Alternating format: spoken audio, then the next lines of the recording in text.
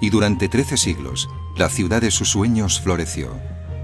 Pero su historia era una pesadilla, reflejo de su creador, cruel y sangriento. En ella, Poncio Pilatos ocupó el cargo de gobernador.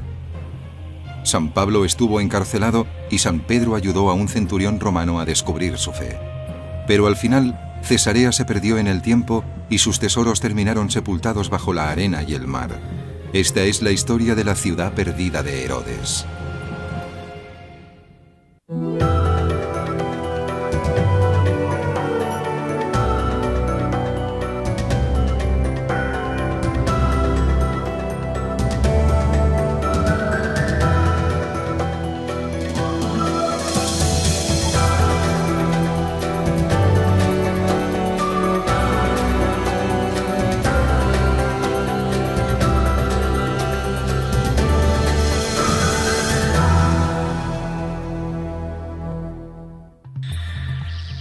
La ciudad perdida de Herodes.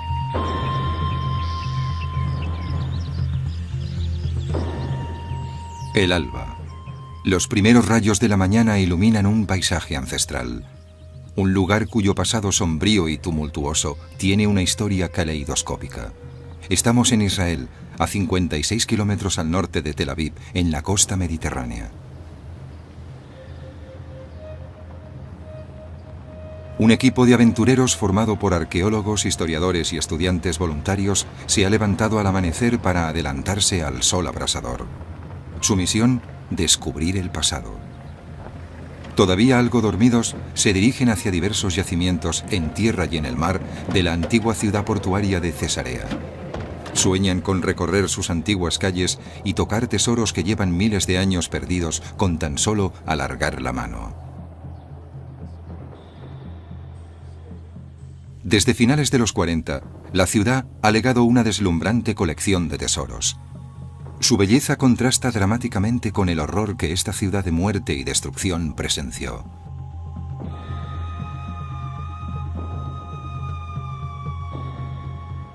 Pero incluso después de 5 décadas de excavaciones, sigue habiendo un inmenso tesoro de conocimientos y objetos que espera ser descubierto.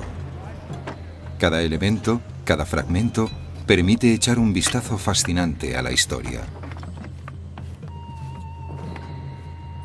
A lo largo de 1300 años, Cesarea vivió muchos cambios. Pasó del paganismo romano y el judaísmo al cristianismo bizantino. Llegaron después los conquistadores musulmanes. Estos, a su vez, fueron derrotados por los cruzados invasores. Y finalmente, Cesarea volvió a manos de los musulmanes, que estimaron conveniente destruirla.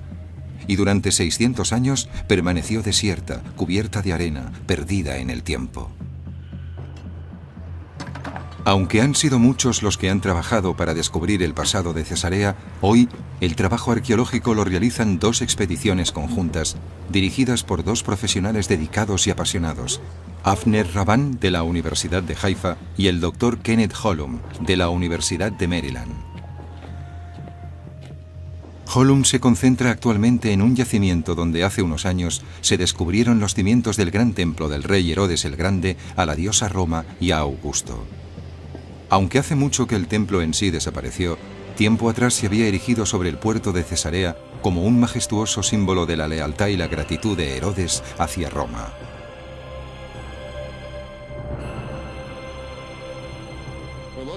Estamos en los cimientos del templo del rey Herodes a la diosa Roma y a Augusto.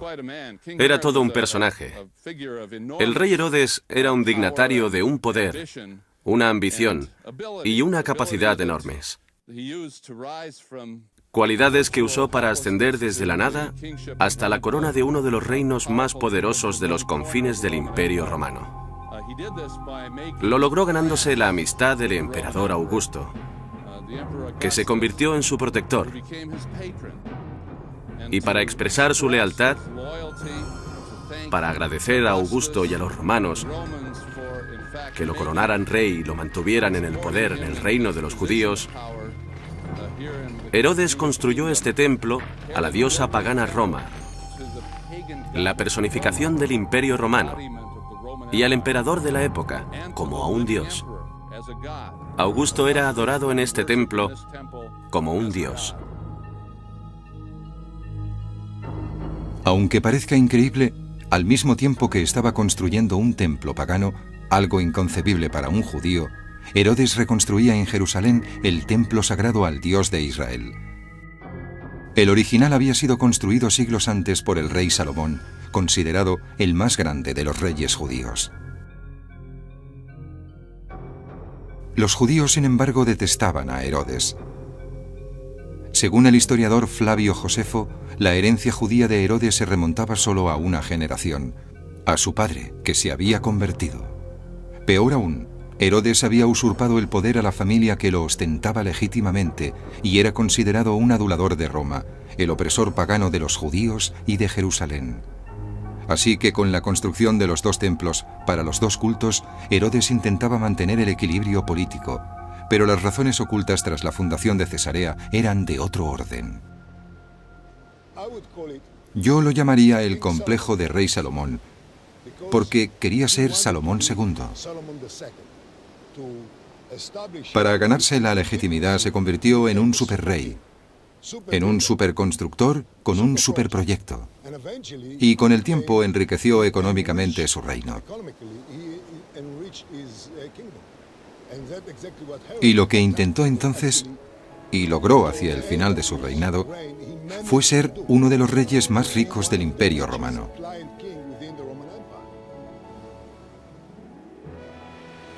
El año 22 a.C., con el respaldo financiero de Roma, Herodes empezó a trabajar en Cesarea.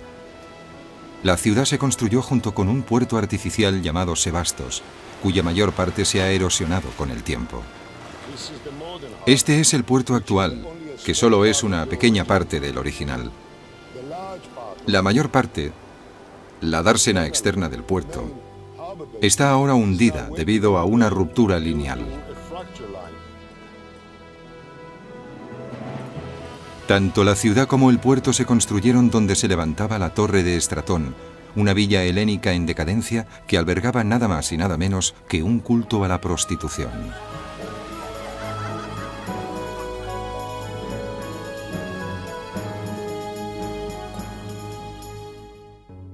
Pero Herodes tenía otros planes. Cesarea y Sebastos estaban planeadas para enriquecer su reino de Judea, convirtiéndolo en un punto de parada clave para las rutas comerciales mediterráneas entre Roma y Alejandría. A medida que los submarinistas exploran las aguas de Cesarea, son conscientes del extraordinario logro que este puerto significó para su época e incluso para la actualidad. Supera a cualquier puerto moderno que se esté construyendo o se haya construido recientemente en la costa israelí. El puerto es uno de los espectaculares logros arquitectónicos que reflejan tanto su carácter como el de los proyectos que Herodes impulsaba. Josefo afirma que era un lugar terrible para construir un puerto. No había ningún puerto natural. La costa está sometida a corrientes y a violentas tormentas. Las fuerzas naturales destruirían enseguida cualquier puerto construido por la mano del hombre. Pero Herodes lo construyó de todos modos. Se prepararon unas estructuras de madera que se hicieron flotar hasta su emplazamiento. Desde unas barcas, los obreros vertieron cemento en los armazones, que se hundieron. Siguieron este proceso hasta construir un rompeolas que se levantaba 1,5 metros por encima de la línea de agua y hasta 350 metros mar adentro. El rompeolas se pavimentó después con bloques de piedra. Herodes observaba atentamente la construcción desde su palacio, situado en las cercanías. Estamos en el yacimiento del magnífico palacio de Herodes el Grande, en el promontorio situado al sur del antiguo puerto. Herodes construyó este palacio como desafío a las fuerzas del mar, como en el caso del puerto. Lo que vemos aquí, en la piedra inferior, es el área que constituía su residencia privada, donde recibía a sus invitados personales, donde ofrecía cenas, mantenía reuniones privadas, todo en el marco imponente de un palacio levantado junto al mar, con las olas batiendo las paredes del edificio.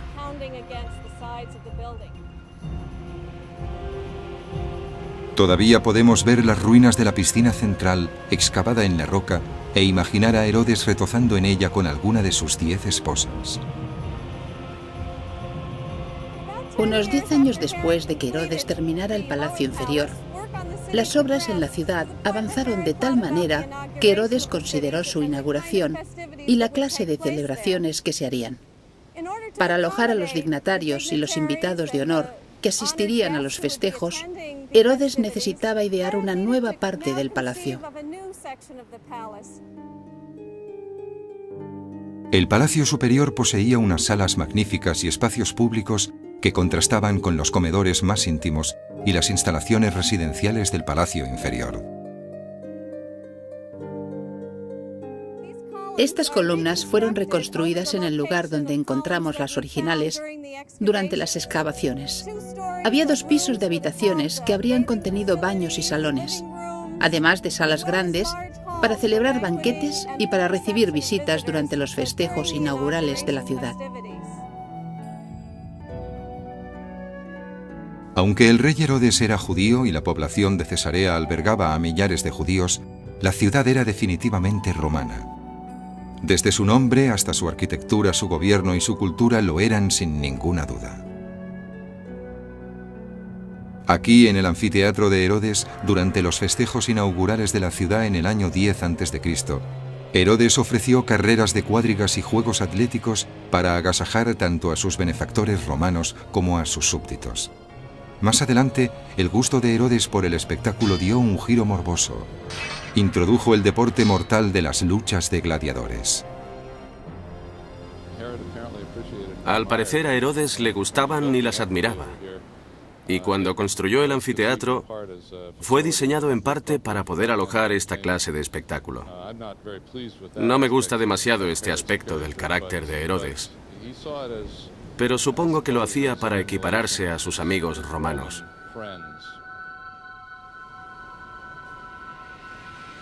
La vida pública de Herodes era un reflejo de su vida privada igualmente cruenta. Mariamne era la favorita de sus 10 esposas. La amaba tanto que construyó una torre en su honor en Jerusalén. Pero cuando sospechó que le era infiel, la mandó ejecutar. También ordenó ajusticiar a 3 de sus hijos porque creía que estaban conspirando para destronarlo.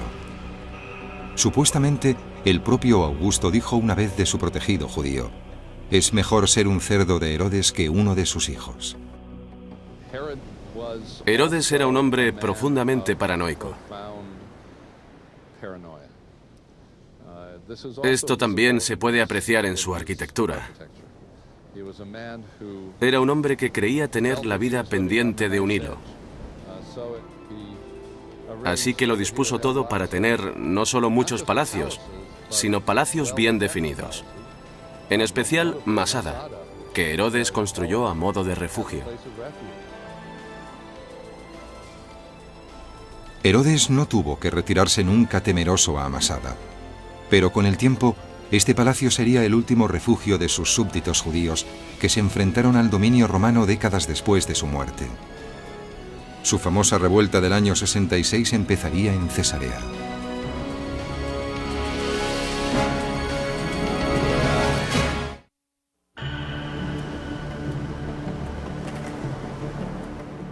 Hace 2000 años, la construcción de Cesarea en el antiguo Israel fue una empresa colosal que exigió más de una década de trabajos. Era una ciudad proyectada, totalmente moderna para la época, con un acueducto que le hacía llegar una indispensable agua corriente desde el cercano Monte Carmelo. La ciudad prosperó alrededor de 13 siglos. En la actualidad se conserva gran parte del acueducto como un enorme tesoro de la arquitectura que ha sobrevivido a los estragos del tiempo. Los acueductos romanos son uno de sus monumentos más asombrosos. Transportaban el agua desde manantiales situados a larga distancia, mediante túneles abiertos en la roca, en montañas, y con puentes en lugares bajos, como el que vemos aquí detrás. No lo hacían para suministrar agua, sino para suministrar mucha agua. Querían agua suficiente como para que ésta fluyera constantemente en las fuentes y pudiera abastecer los baños públicos que tanto le agradaban.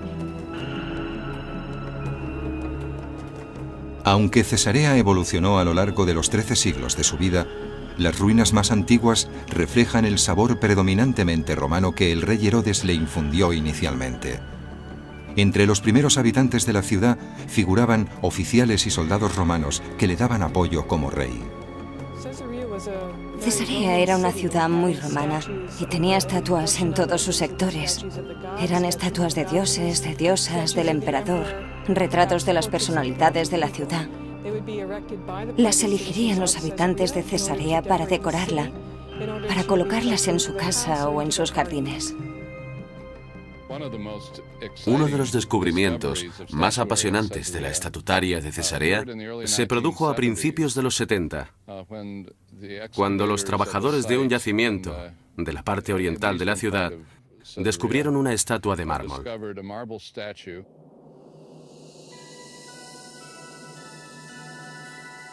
Los arqueólogos y los historiadores se dieron cuenta enseguida de que habían encontrado una estatua de la diosa de Cesarea. Su nombre era Tyche, que significa diosa de la fortuna. Lo mismo que la diosa Roma era considerada la encarnación de la ciudad romana, Tyche era considerada el espíritu de Cesarea. La figurita que la acompaña es Sebastos, que representa el puerto de la ciudad. Aunque la estatua de Tyche ha sufrido el desgaste del tiempo, sigue siendo un hermoso tesoro. En una ciudad se encuentran infinidad de pequeños tesoros. Cuando un rey construía una ciudad, cuando un imperio favorecía la vida de una ciudad, sus habitantes desarrollaban un estilo de vida que permitía una decoración aplicada a la comodidad. Así es como en las casas pueden hallarse paredes y suelos muy bien ornamentados. Era una forma de crear arte, rodeándose de objetos lujosos que evidenciaban la satisfacción y el disfrute en la vida cotidiana. En una escala mayor aparece la historia completa del yacimiento, una valiosa muestra de cómo creció, prosperó y se desarrolló la ciudad. Y también de su propia decadencia. Esto último es una consecuencia muy sutil de nuestro trabajo, pero resulta igual de importante para nosotros. Mientras Cesarea florecía gracias al comercio, su ciudadano más próspero, el rey Herodes, aumentaba aún más su riqueza. Pero llegó a sus últimos días enfermo y medio loco. Lo perseguían los familiares y compatriotas que había ejecutado. Aún así, la inclinación de Herodes por el mal no disminuyó. Entre sus últimos actos de brutalidad figura la llamada matanza de los santos inocentes. Según el Nuevo Testamento, Herodes temía al niño que se convertiría en rey de reyes. Después de que los reyes magos profetizaran el nacimiento de Jesús, Herodes ordenó asesinar a todos los varones recién nacidos de Judea. Millares de ellos perdieron la vida. Herodes dejó un tesoro arquitectónico, pero cuando murió, el año 4 a.C., puede que su mayor legado fuera el daño que había cometido durante su vida. Tras la muerte de Herodes, otras personalidades pasaron tiempo en Cesarea, en su palacio.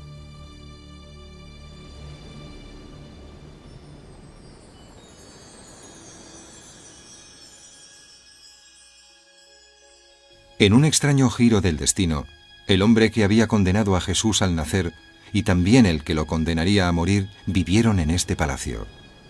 El año 44, el gobernador de Cesarea, que vivía en la antigua residencia de Herodes, no era otro que Poncio Pilatos.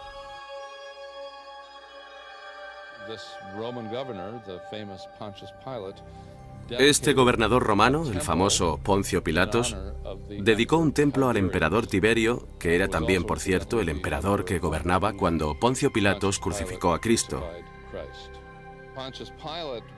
Resulta que Poncio Pilatos también era conocido aquí, en Cesarea, por una inscripción, y es una de las pocas figuras del Nuevo Testamento que aparece en diferentes fuentes escritas. Esta piedra se encontró en Cesarea y es uno de los objetos más famosos descubiertos en ella.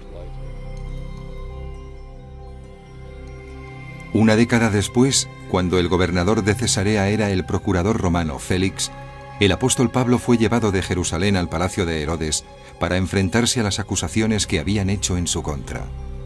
Pablo estuvo encarcelado 2 años en el palacio de Cesarea. Después fue llevado a Roma, donde lo ejecutaron.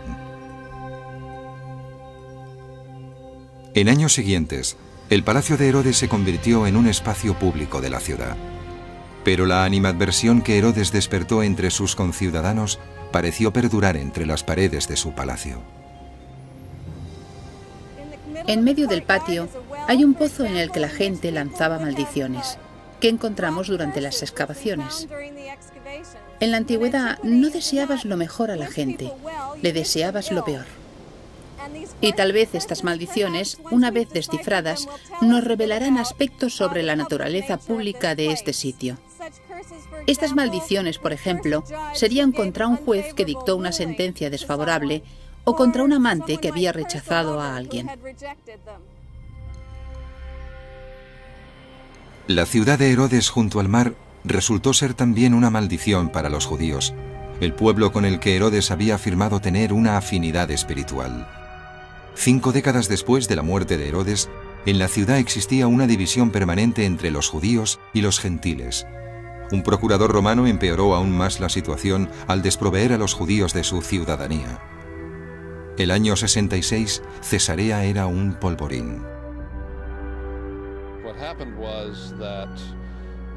Lo que ocurrió tuvo lugar en una calle de Cesarea, una calle que aún no hemos identificado. Al parecer era un pasaje bastante estrecho que conducía a una sinagoga. Y algunos jóvenes alborotadores paganos hicieron un pequeño sacrificio en esta calle frente a la sinagoga, que para los judíos tenía una especial consideración. Fue una provocación enorme.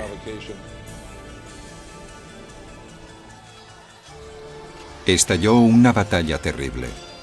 En una hora, los gentiles de la ciudad, con la ayuda de la guarnición romana, mataron a 20.000 judíos, toda la población judía de Cesarea. Por la ciudad, por la que fluía tanta agua, corría ahora sangre. 2.500 personas que intentaron huir murieron después en el anfiteatro de Herodes, donde fueron devoradas por animales salvajes o bien obligadas a participar en luchas de gladiadores. La población gentil de Cesarea aplaudió la carnicería. Según Josefo, esta fue la chispa que encendió la rebelión de los judíos del año 66.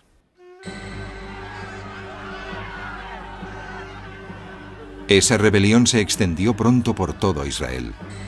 El año 70 de nuestra era, tras 4 años de guerra, los romanos destruyeron el templo sagrado que Herodes había reconstruido para los judíos en Jerusalén.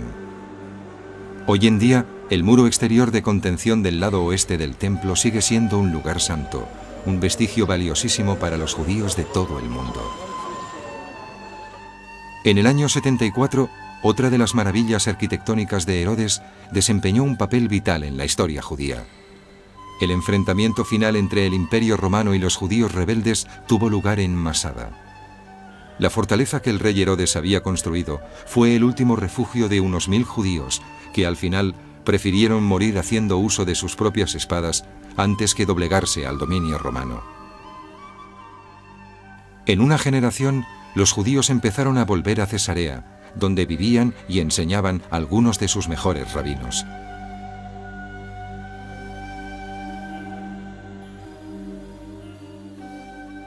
Queda muy poco de la que fue en su día una importante cultura judía en Cesarea. Estos pocos objetos no hacen justicia a sus más de 20.000 habitantes judíos.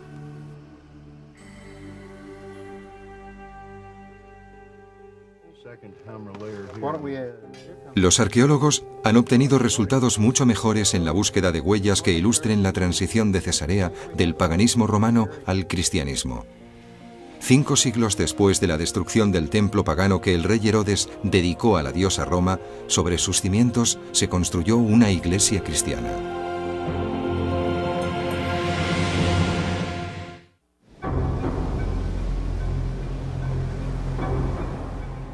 El siglo I, los romanos se encontraban en la cúspide de su poder en Cesarea. La revuelta judía había sido aplastada y la influencia pagana era omnipresente. Pero entonces apareció un nuevo colectivo. Algo que destaca en Cesarea es que hubo cristianos desde muy al principio. Tenemos a San Pablo y a San Pedro. En esta ciudad había una fuerte presencia cristiana, además de una fuerte presencia judía. Y también había samaritanos. Era una ciudad multicultural. Muchas de las demás ciudades del Imperio Romano eran completamente paganas, pero en Cesarea coexistían muchos y muy diversos cultos religiosos.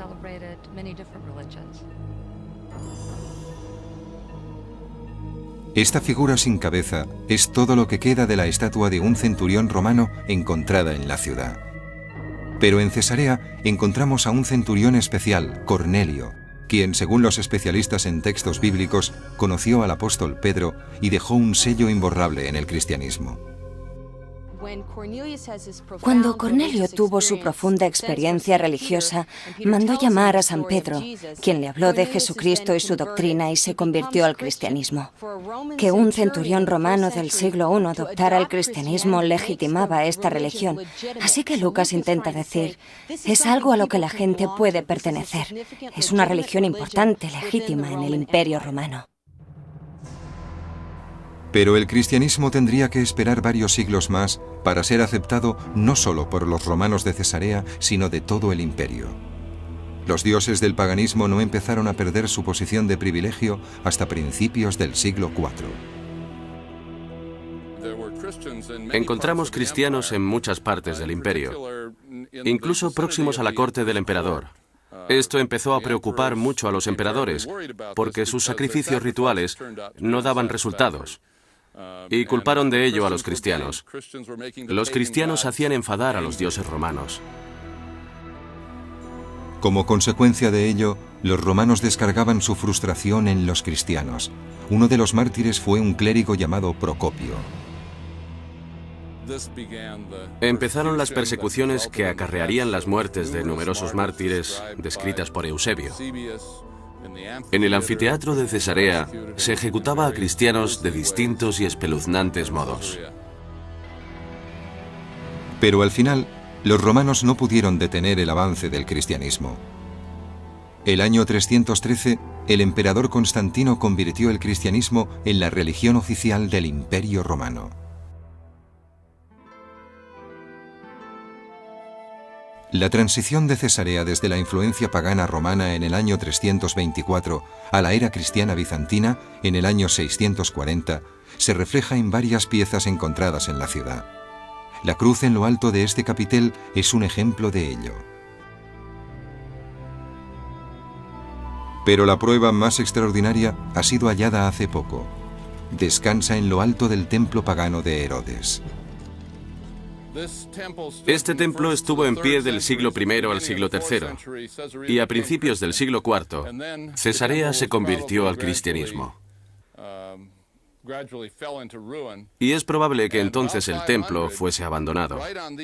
Y hacia el año 500, en los mismos cimientos del viejo templo, los cristianos de Cesarea construyeron la iglesia octogonal de San Procopio. Creemos que estas piedras pertenecen a esa iglesia. Esta es una de las columnas de la columnata interior que sostenía una gran cúpula que se elevaba sobre el puerto y que era una referencia, no solo de Cesarea, sino del paisaje que la rodeaba. Esta iglesia es uno de los principales objetivos de nuestra excavación. Nos encantaría encontrar pruebas concretas que demostraran que estamos realmente ante la iglesia de San Procopio. Cuando el Dr. Holum y sus compañeros arqueólogos trabajan en un yacimiento en Cesarea, tienen una idea general de lo que van a encontrar.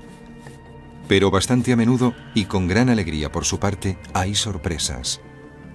Esto es una muela con la que los antiguos habitantes de Cesarea molían grano para obtener arena.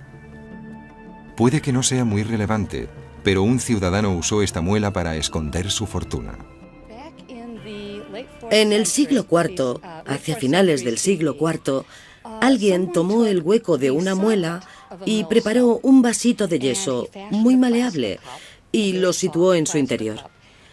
Después metió 99 monedas de oro, su fortuna, en esa caja que había preparado. y lo enterró todo bajo el suelo de su casa. Siguió ahí enterrado sin que nadie lo detectara ni lo viera hasta hace unos pocos años. Creo que estamos ante los ahorros de un funcionario moderadamente rico. Tal vez un comerciante, seguramente acumulados a lo largo de toda una vida. Las fechas de las monedas comprenden unos 50 años, desde el año 350 hasta el 395 o 400 de nuestra era. Así que creo que se trataba de alguien que reunía algunas monedas cada año, todas las que podía ahorrar, y que las enterró bajo el suelo de su villa. Quizás este ciudadano escondía su patrimonio de un recaudador de impuestos. Ya en los siglos V y VI, una visita a la versión romana de Hacienda debía ser una experiencia bastante desalentadora.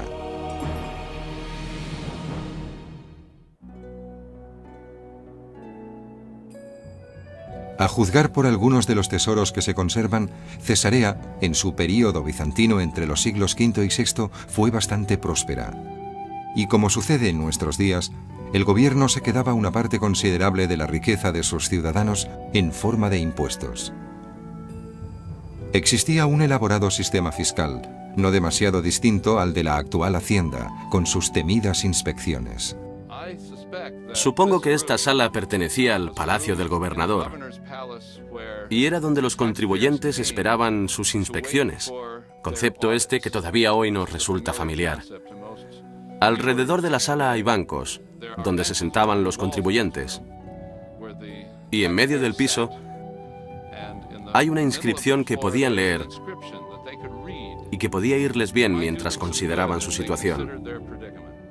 La inscripción reza: si no quiere temer el gobierno, actúe bien, y el gobierno lo alabará. Es decir, pague los impuestos y el gobierno lo alabará.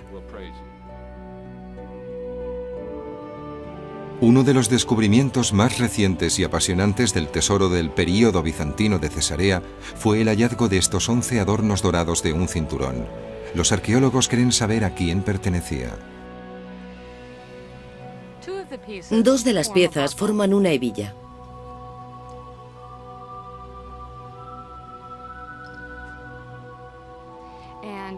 Y la hebilla es interesante porque en ella vemos un monograma en el hebijón. El monograma tiene forma de cruz, así que sabemos que este cinturón fue hecho para un cristiano. Y las letras deletrean su nombre. Se llamaba Estéfanos. Sabemos de la existencia de dos Estéfanos muy importantes en la Cesarea de la época, y ambos fueron gobernadores. Es posible que este cinturón fuera de uno de esos dos hombres. A pesar de la brutalidad del anterior régimen romano pagano de Cesarea, los cristianos del período bizantino estaban orgullosos del legado romano de la ciudad. Esta estatua del emperador Adriano pertenece al siglo II, pero 4 o 5 siglos después se le concedió un sitio de honor aquí, en la explanada bizantina. Para ellos era todo un hallazgo, y lo convirtieron en una pieza de museo en su propia ciudad, lo que nos demuestra que consideraban que su pasado romano era muy importante, tanto que querían incorporarlo en la estructura de su propia ciudad. Si bien la transición de Cesarea de la era romana al período cristiano bizantino había sido gradual, la irrupción de la era musulmana mediante la fuerza y la violencia supuso un cambio radical. Los musulmanes conquistaron Cesarea en el año 640. Y ahí observamos un cambio más brusco. Esta zona concreta era un barrio lleno de almacenes, un barrio comercial durante el periodo bizantino, y suponemos que su uso habría sido el mismo durante el periodo romano, aunque todavía no hemos excavado lo suficiente. Pero en la caída del Imperio bizantino, cuando llegaron los musulmanes, esta zona concreta de la ciudad pasó a ser un barrio residencial. Al excavar un pozo parecido a este en otra zona de Cesarea identificada como musulmana, los arqueólogos encontraron una serie increíble de piezas. Esta es solo una muestra representativa de los 300 productos de un antiguo propietario de una tienda. Contiene un surtido de objetos tanto locales como importados de cerámica y de cristal, útiles de cocina, estatuillas y objetos de metal decorados, como estos candelabros y este calentador. Este jarrón de cristal de casi 20 litros es el mayor que se ha encontrado de su clase.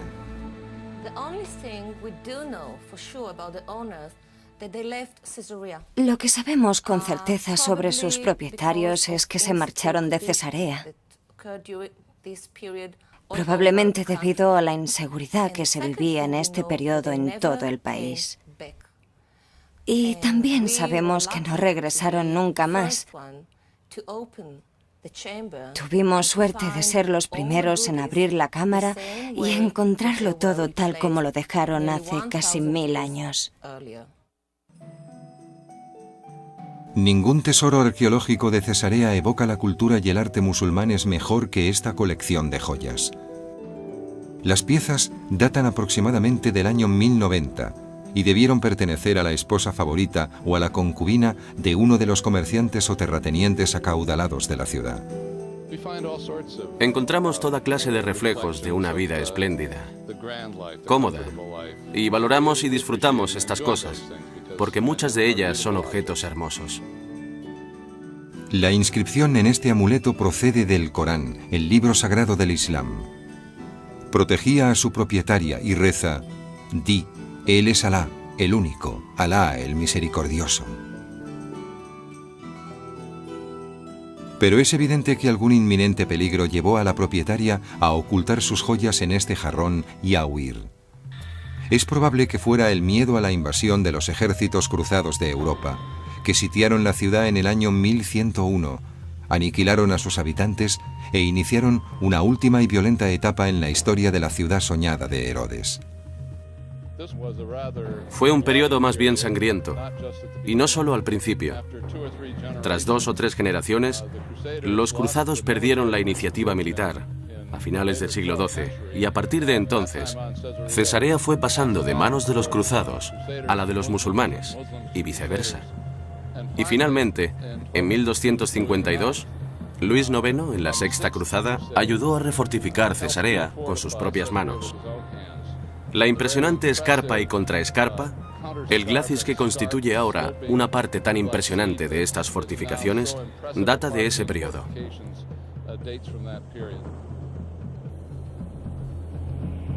En 1265, solo 15 años después de que se hubieran terminado estas fortificaciones, Cesarea cayó finalmente en poder de otro ejército musulmán, esta vez llegado de Egipto. Los mamelucos egipcios perdonaron la vida a los cruzados y los echaron de la ciudad. Los musulmanes estaban decididos a que Cesarea no volviera a tentar a ningún invasor extranjero. Y aunque parezca increíble, destruyeron la ciudad.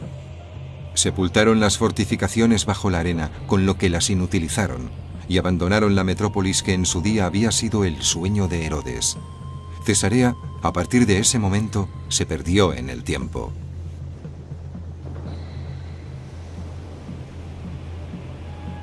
Pero en el siglo XX, Cesarea viviría un renacimiento maravilloso que habría iluminado con una sonrisa el mismísimo rostro sombrío del rey Herodes.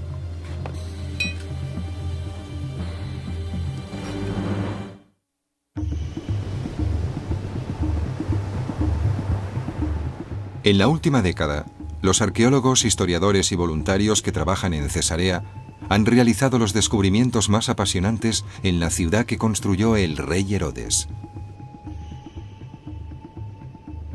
Cada año, las expediciones conjuntas de Cesarea y la Autoridad de Antigüedades de Israel, entre otras, se esfuerzan en averiguar más cosas sobre los días gloriosos de la ciudad.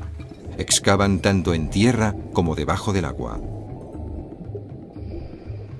Ahora que los arqueólogos han encontrado lo que se cree que fue la iglesia de San Procopio, el mártir cristiano, seguirán trabajando en este yacimiento durante varios años. El proceso es muy lento, ya que excavan capa por capa.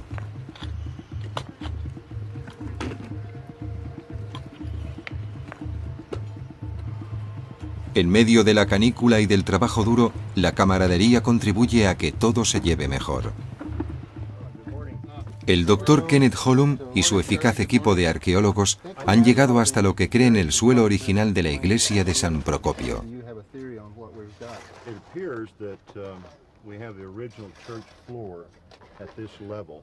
Incluso creen que pueden sacar a la luz algo que aportaría nuevos datos sobre Cesarea, la tumba del mismo obispo, el sepulcro de San Procopio.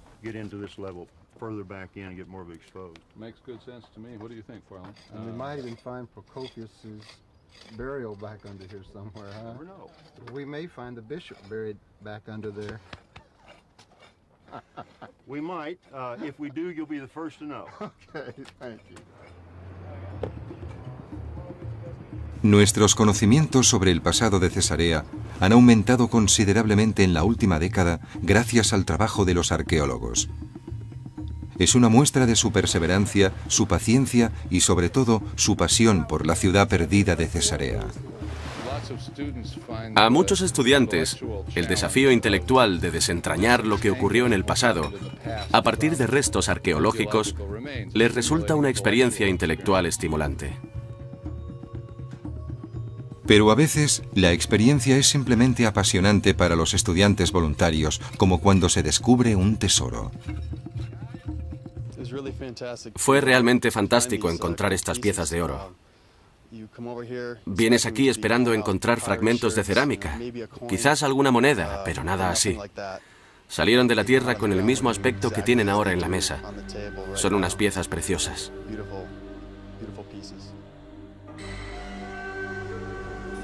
A una escala mucho mayor, Cesarea es en sí misma un tesoro israelí.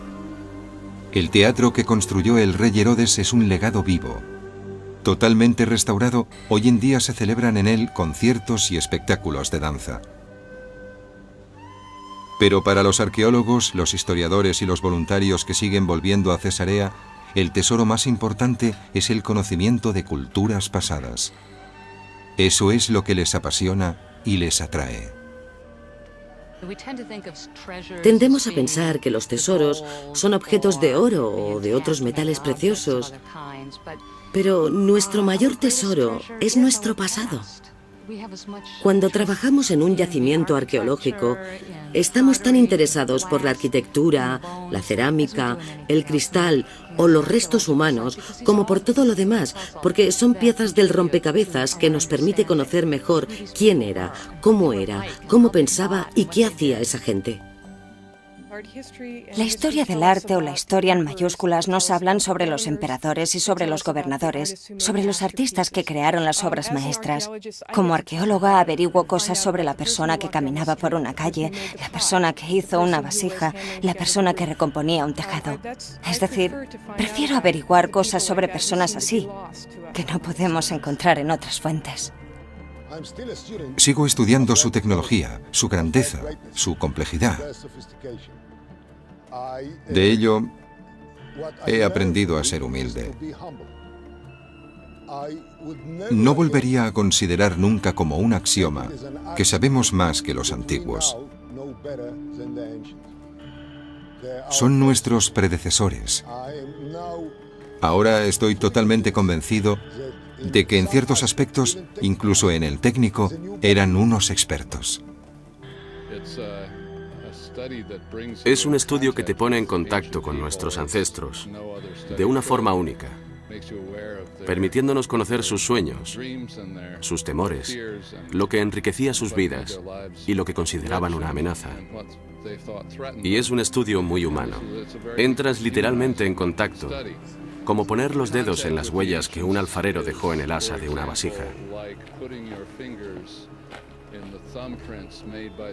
Cuando estableces literalmente esa conexión táctil con tu homólogo en la antigüedad, la arqueología te permite experimentar un contacto muy íntimo con el mundo antiguo.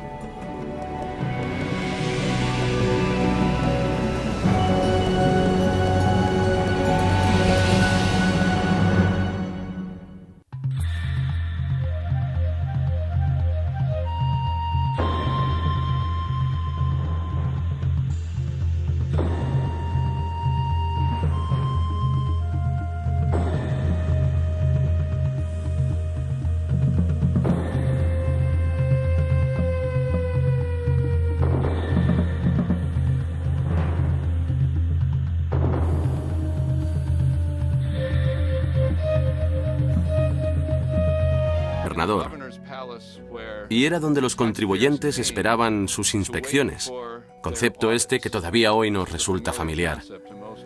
Alrededor de la sala hay bancos, donde se sentaban los contribuyentes, y en medio del piso hay una inscripción que podían leer y que podía irles bien mientras consideraban su situación. La inscripción reza: si no quiere temer el gobierno, actúe bien, y el gobierno lo alabará. Es decir, pague los impuestos y el gobierno lo alabará. Uno de los descubrimientos más recientes y apasionantes del tesoro del período bizantino de Cesarea fue el hallazgo de estos 11 adornos dorados de un cinturón. Los arqueólogos creen saber a quién pertenecía. Dos de las piezas forman una hebilla.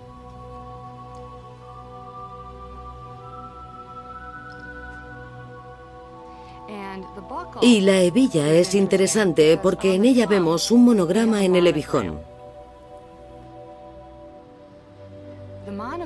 El monograma tiene forma de cruz, así que sabemos que este cinturón fue hecho para un cristiano. Y las letras deletrean su nombre. Se llamaba Estéfanos. Sabemos de la existencia de dos Estéfanos muy importantes en la Cesarea de la época, y ambos fueron gobernadores. Es posible que este cinturón fuera de uno de esos dos hombres. A pesar de la brutalidad del anterior régimen romano pagano de Cesarea, los cristianos del período bizantino estaban orgullosos del legado romano de la ciudad. Esta estatua del emperador Adriano pertenece al siglo II, pero 4 o 5 siglos después se le concedió un sitio de honor aquí, en la explanada bizantina. Para ellos era todo un hallazgo, y lo convirtieron en una pieza de museo en su propia ciudad, lo que nos demuestra que consideraban que su pasado romano era muy importante, tanto que querían incorporarlo en la estructura de su propia ciudad. Si bien la transición de Cesarea de la era romana al período cristiano bizantino había sido gradual, la irrupción de la era musulmana mediante la fuerza y la violencia supuso un cambio radical.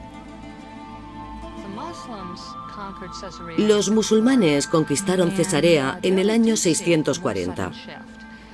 Y ahí observamos un cambio más brusco. Esta zona concreta era un barrio lleno de almacenes, un barrio comercial durante el periodo bizantino. Y Del Imperio Romano y al emperador de la época como a un dios. Augusto era adorado en este templo como un dios. Aunque parezca increíble, al mismo tiempo que estaba construyendo un templo pagano, algo inconcebible para un judío, Herodes reconstruía en Jerusalén el templo sagrado al Dios de Israel. El original había sido construido siglos antes por el rey Salomón, considerado el más grande de los reyes judíos.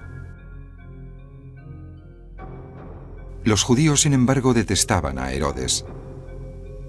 Según el historiador Flavio Josefo, la herencia judía de Herodes se remontaba solo a una generación, a su padre, que se había convertido.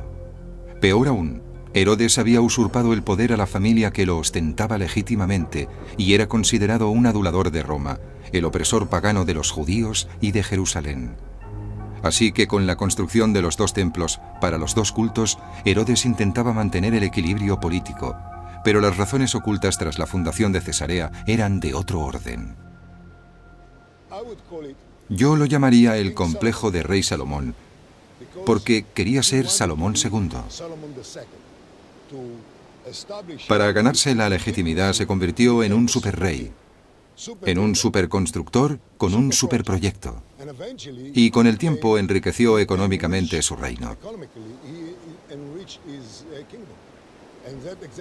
Y lo que intentó entonces, y logró hacia el final de su reinado, fue ser uno de los reyes más ricos del Imperio Romano.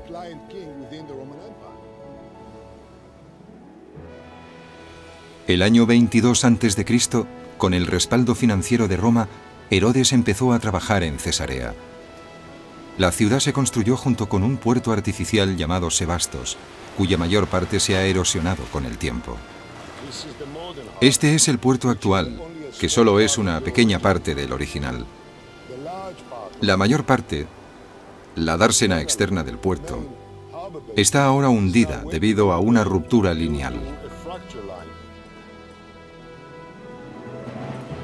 Tanto la ciudad como el puerto se construyeron donde se levantaba la torre de Estratón, una villa helénica en decadencia que albergaba nada más y nada menos que un culto a la prostitución.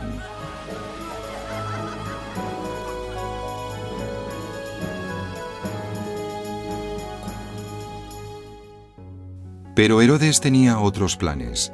Cesarea y Sebastos estaban planeadas para enriquecer su reino de Judea, convirtiéndolo en un punto de parada clave para las rutas comerciales mediterráneas entre Roma y Alejandría. A medida que los Y ahí observamos un cambio más brusco.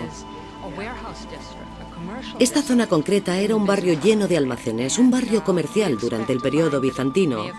Y suponemos que su uso habría sido el mismo durante el periodo romano, aunque todavía no hemos excavado lo suficiente.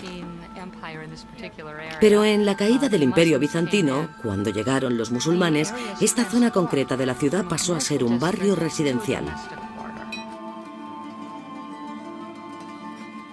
Al excavar un pozo parecido a este en otra zona de Cesarea identificada como musulmana, los arqueólogos encontraron una serie increíble de piezas. Esta es solo una muestra representativa de los 300 productos de un antiguo propietario de una tienda. Contiene un surtido de objetos tanto locales como importados de cerámica y de cristal, útiles de cocina, estatuillas y objetos de metal decorados, como estos candelabros y este calentador. Este jarrón de cristal de casi 20 litros es el mayor que se ha encontrado de su clase.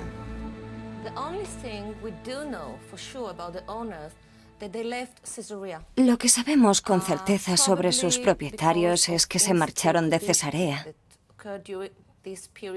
probablemente debido a la inseguridad que se vivía en este periodo en todo el país.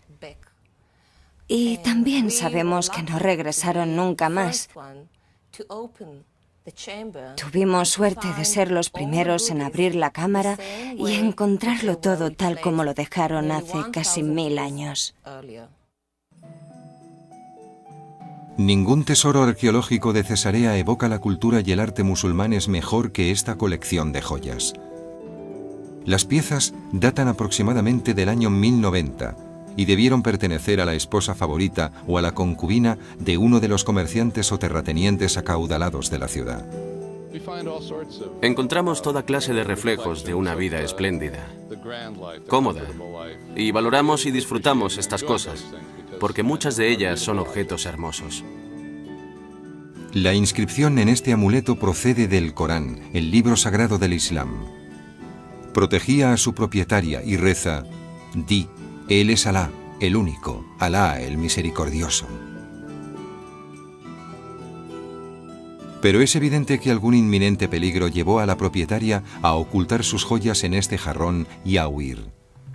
Es probable que fuera el miedo a la invasión de los ejércitos cruzados de Europa, que sitiaron la ciudad en el año 1101, aniquilaron a sus habitantes e iniciaron una última y violenta etapa en la historia de la ciudad soñada de Herodes. Fue un periodo más bien sangriento. Ejército musulmán, esta vez llegado de Egipto. Los mamelucos egipcios perdonaron la vida a los cruzados y los echaron de la ciudad. Los musulmanes estaban decididos a que Cesarea no volviera a tentar a ningún invasor extranjero. Y aunque parezca increíble, destruyeron la ciudad. Sepultaron las fortificaciones bajo la arena, con lo que las inutilizaron, y abandonaron la metrópolis que en su día había sido el sueño de Herodes. Cesarea, a partir de ese momento, se perdió en el tiempo.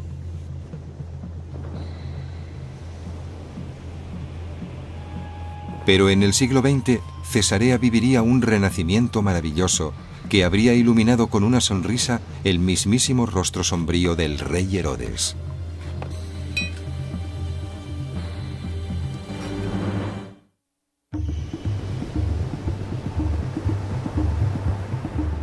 En la última década, los arqueólogos, historiadores y voluntarios que trabajan en Cesarea han realizado los descubrimientos más apasionantes en la ciudad que construyó el rey Herodes.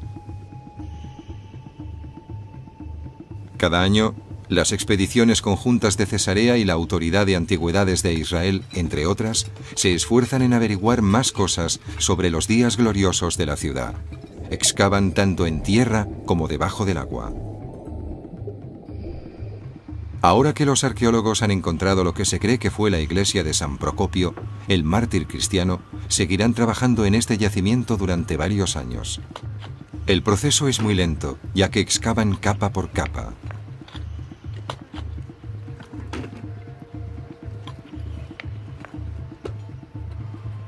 En medio de la canícula y del trabajo duro, la camaradería contribuye a que todo se lleve mejor.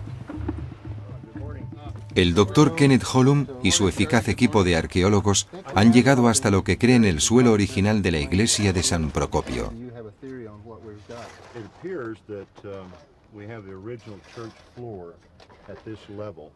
Incluso creen que pueden sacar a la luz algo que aportaría nuevos datos sobre Cesarea, la tumba del mismo obispo, el sepulcro de San Procopio. Further back in and get more of it exposed. Makes good sense to me. What do you think, Farland? We might even find Procopius's burial back under here somewhere, huh? Never know. We may find the bishop buried back under there. We might. If we do, you'll be the first to know. Okay, thank you. Nuestros conocimientos sobre el pasado de Cesarea han aumentado considerablemente en la última década gracias al trabajo de los arqueólogos. Es una muestra de su perseverancia, su paciencia y sobre todo su pasión por los labios del siglo IV. Encontramos cristianos en muchas partes del imperio, incluso próximos a la corte del emperador. Esto empezó a preocupar mucho a los emperadores, porque sus sacrificios rituales no daban resultados, y culparon de ello a los cristianos. Los cristianos hacían enfadar a los dioses romanos. Como consecuencia de ello, los romanos descargaban su frustración en los cristianos. Uno de los mártires fue un clérigo llamado Procopio. Empezaron las persecuciones que acarrearían las muertes de numerosos mártires descritas por Eusebio. En el anfiteatro de Cesarea se ejecutaba a cristianos de distintos y espeluznantes modos. Pero al final, los romanos no pudieron detener el avance del cristianismo. El año 313, el emperador Constantino convirtió el cristianismo en la religión oficial del Imperio Romano. La transición de Cesarea desde la influencia pagana romana en el año 324 a la era cristiana bizantina en el año 640 se refleja en varias piezas encontradas en la ciudad. La cruz en lo alto de este capitel es un ejemplo de ello. Pero la prueba más extraordinaria ha sido hallada hace poco. Descansa en lo alto del templo pagano de Herodes. Este templo estuvo en pie del siglo I al siglo III, y a principios del siglo IV, Cesarea se convirtió al cristianismo. Y es probable que entonces el templo fuese abandonado. Y hacia el año 500, en los mismos cimientos del viejo templo, los cristianos de Cesarea construyeron la iglesia octogonal de San Procopio. Creemos que estas piedras pertenecen a esa iglesia. Esta es una de las columnas de la columnata interior que sostenía una gran cúpula que se elevaba sobre el puerto y que era una referencia, no solo de Cesarea, sino del paisaje que la rodeaba. Esta iglesia es uno de los principales objetivos de nuestra excavación. Nos encantaría encontrar pruebas concretas que demostraran que estamos realmente ante la iglesia de San Procopio. Cuando el doctor Holum y sus compañeros arqueólogos trabajan en un yacimiento en Cesarea, tienen una idea general de lo que van a encontrar. Pero bastante a menudo, y con gran alegría por su parte, hay sorpresas. Esto es una muela con la que los antiguos habitantes de Cesarea molían grano para obtener arena. Puede que no sea muy relevante, pero un ciudadano usó esta muela para esconder su fortuna. El famoso Poncio Pilatos dedicó un templo al emperador Tiberio, que era también, por cierto, el emperador que gobernaba cuando Poncio Pilatos crucificó a Cristo. Resulta que Poncio Pilatos también era conocido aquí, en Cesarea, por una inscripción, y es una de las pocas figuras del Nuevo Testamento que aparece en diferentes fuentes escritas. Esta piedra se encontró en Cesarea y es uno de los objetos más famosos descubiertos en ella. Una década después, cuando el gobernador de Cesarea era el procurador romano Félix, el apóstol Pablo fue llevado de Jerusalén al palacio de Herodes para enfrentarse a las acusaciones que habían hecho en su contra. Pablo estuvo encarcelado 2 años en el palacio de Cesarea. Después fue llevado a Roma, donde lo ejecutaron. En años siguientes, el palacio de Herodes se convirtió en un espacio público de la ciudad. Pero la animadversión que Herodes despertó entre sus conciudadanos pareció perdurar entre las paredes de su palacio. En medio del patio hay un pozo en el que la gente lanzaba maldiciones, que encontramos durante las excavaciones. En la antigüedad no deseabas lo mejor a la gente, le deseabas lo peor. Y tal vez estas maldiciones, una vez descifradas, nos revelarán aspectos sobre la naturaleza pública de este sitio. Estas maldiciones, por ejemplo, serían contra un juez que dictó una sentencia desfavorable o contra un amante que había rechazado a alguien. La ciudad de Herodes junto al mar resultó ser también una maldición para los judíos, el pueblo con el que Herodes había afirmado tener una afinidad espiritual. 5 décadas después de la muerte de Herodes, en la ciudad existía una división permanente entre los judíos y los gentiles. Un procurador romano empeoró aún más la situación al desproveer a los judíos de su ciudadanía. El año 66, Cesarea era un polvorín. Lo que ocurrió tuvo lugar en una calle de Cesarea, una calle que aún no hemos identificado. Al parecer era un pasaje bastante estrecho que conducía a una sinagoga. Y algunos jóvenes alborotadores paganos hicieron un pequeño sacrificio en esta calle frente a la sinagoga, que para los judíos tenía una especial consideración. Fue una provocación enorme.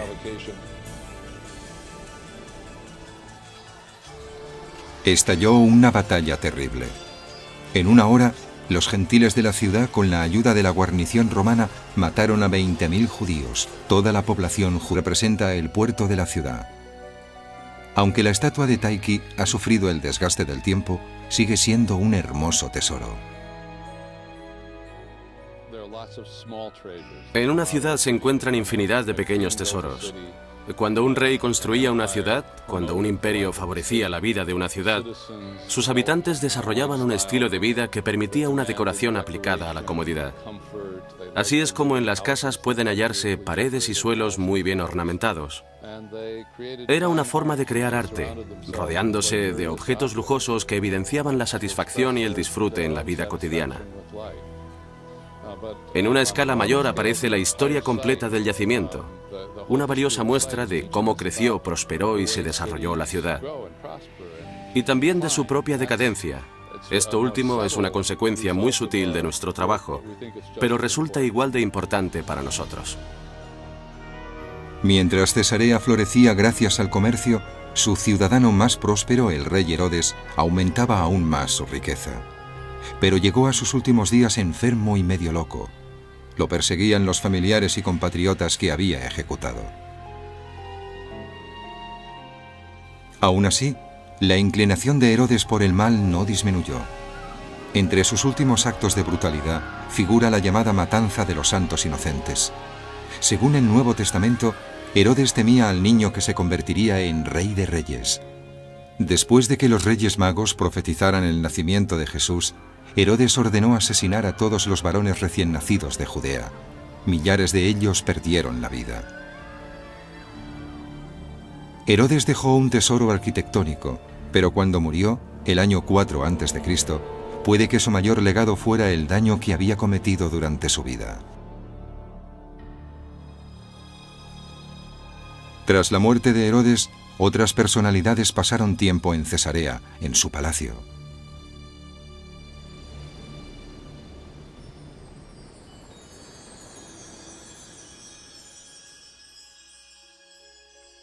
En un extraño giro del destino, el hombre que había condenado a Jesús al nacer y también el que lo condenaría a morir vivieron en este palacio. El año 44, el gobernador de Cesarea, que vivía en la antigua residencia de Herodes, no era otro que Poncio Pilatos.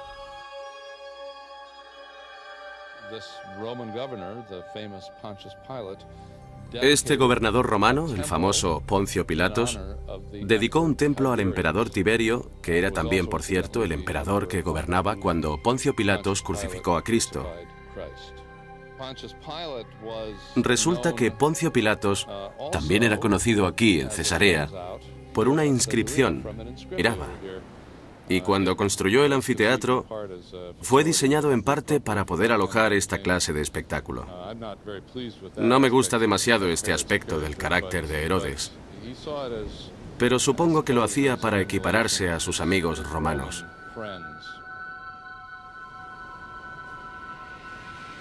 La vida pública de Herodes era un reflejo de su vida privada igualmente cruenta. Mariamne era la favorita de sus 10 esposas. La amaba tanto que construyó una torre en su honor en Jerusalén. Pero cuando sospechó que le era infiel, la mandó ejecutar. También ordenó ajusticiar a 3 de sus hijos porque creía que estaban conspirando para destronarlo. Supuestamente, el propio Augusto dijo una vez de su protegido judío: «Es mejor ser un cerdo de Herodes que uno de sus hijos». Herodes era un hombre profundamente paranoico. Esto también se puede apreciar en su arquitectura. Era un hombre que creía tener la vida pendiente de un hilo. Así que lo dispuso todo para tener no solo muchos palacios, sino palacios bien definidos. En especial Masada, que Herodes construyó a modo de refugio. Herodes no tuvo que retirarse nunca temeroso a Masada, pero con el tiempo este palacio sería el último refugio de sus súbditos judíos que se enfrentaron al dominio romano décadas después de su muerte. Su famosa revuelta del año 66 empezaría en Cesarea.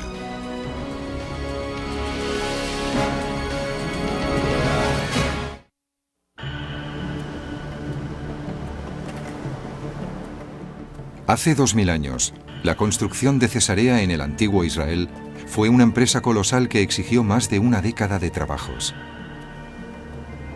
Era una ciudad proyectada, totalmente moderna para la época, con un acueducto que le hacía llegar una indispensable agua corriente desde el cercano Monte Carmelo. La ciudad prosperó alrededor de 13 siglos. En la actualidad se conserva gran parte del acueducto como un enorme tesoro de la arquitectura que ha sobrevivido a los estragos del tiempo. Los acueductos romanos son uno de sus monumentos más asombrosos. Transportaban el agua desde manantiales situados a larga distancia, mediante túneles abiertos en la roca, en montañas, y con puentes en lugares bajos, como el que vemos aquí detrás. No lo hacían para suministrar agua, sino para suministrar mucha agua. Querían agua suficiente como para que ésta fluyera constantemente en las fuentes. De su vida privada igualmente cruenta. Mariamne era la favorita de sus 10 esposas. La amaba tanto que construyó una torre en su honor en Jerusalén. Pero cuando sospechó que le era infiel, la mandó ejecutar. También ordenó ajusticiar a 3 de sus hijos porque creía que estaban conspirando para destronarlo. Supuestamente, el propio Augusto dijo una vez de su protegido judío: «Es mejor ser un cerdo de Herodes que uno de sus hijos». Herodes era un hombre profundamente paranoico. Esto también se puede apreciar en su arquitectura. Era un hombre que creía tener la vida pendiente de un hilo. Así que lo dispuso todo para tener no solo muchos palacios, sino palacios bien definidos. En especial Masada, que Herodes construyó a modo de refugio. Herodes no tuvo que retirarse nunca temeroso a Masada, pero con el tiempo este palacio sería el último refugio de sus súbditos judíos que se enfrentaron al dominio romano décadas después de su muerte. Su famosa revuelta del año 66 empezaría en Cesarea.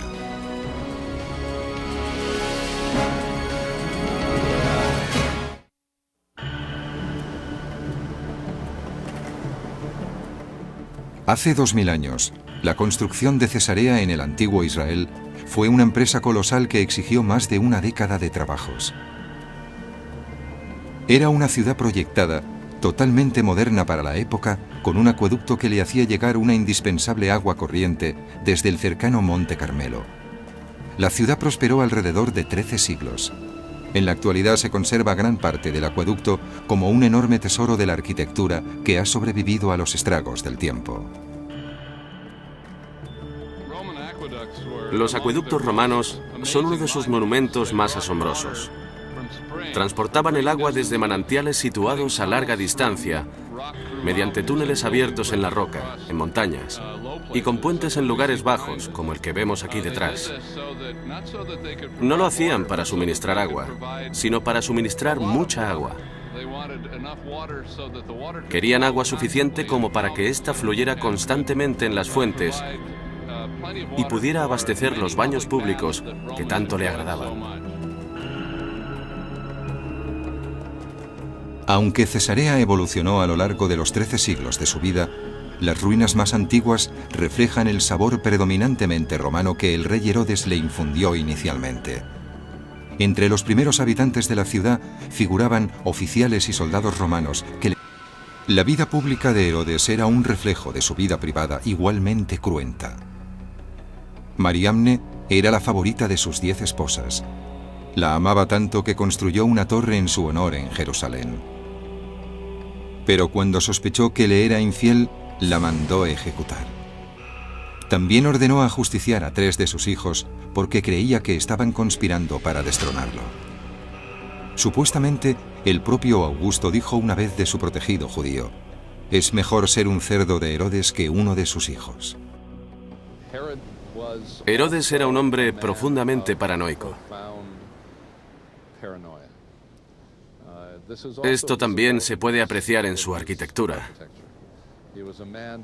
Era un hombre que creía tener la vida pendiente de un hilo. Así que lo dispuso todo para tener no solo muchos palacios, sino palacios bien definidos. En especial Masada, que Herodes construyó a modo de refugio. Herodes no tuvo que retirarse nunca temeroso a Masada, pero con el tiempo este palacio sería el último refugio de sus súbditos judíos que se enfrentaron al dominio romano décadas después de su muerte. Su famosa revuelta del año 66 empezaría en Cesarea.